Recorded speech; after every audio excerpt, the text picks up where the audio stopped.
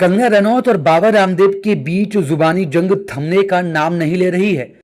कंगना के gutter generation वाले बयान से शुरू हुआ विवाद अब एक दूसरे पर निजी और तीखे हमलों तक पहुंच गया है।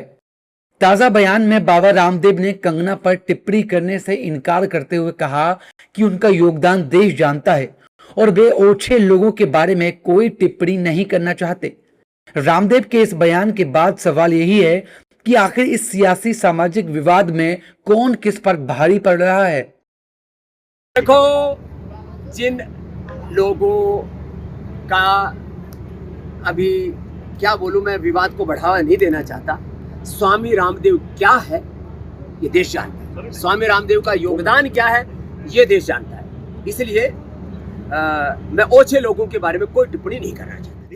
दरअसल विवाद की शुरुआत तब हुई जब जंतर मंतर पर छात्रों के आंदोलन के बाद कंगना रनौत ने सोशल मीडिया पर युवा पीढ़ी खासकर जेनजी को लेकर गटर जनरेशन जैसा बयान दिया। कंगना के इस बयान पर बॉलीवुड से लेकर राजनीतिक गलियारों तक विरोध हुआ। कई लोगों ने कंगना के बयान को युवाओं का अपमान बताया, लेकिन कंगना अपने बयान पर पीछे नहीं हटी और उन्होंने अपने रुख का बचाव किया।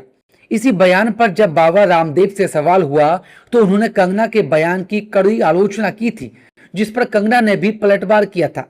उन्होंने कहा था कि बाबा जी, आप मेरी जवानी या बेडरूम के बारे में सपने मत देखो। कोई भी केवल अफवाहों और गॉसिप के आधार पर ही अंदाजा लगा सकता है। कम से कम मुझे झूठे या फ्रॉड मेडिकल दावों की वजह से कभी सुप्रीम कोर्ट से फटकार नहीं लगी। ये फैक्ट्स पर बेस्ड है, गॉसिप पर नहीं। तो मुझे कैरेक्टर पर ज्ञान मत दीजिए। मेरा चरित्र आपसे कहीं ज्यादा बेहतर है और यहाँ कोई धोखाधड़ी नहीं है।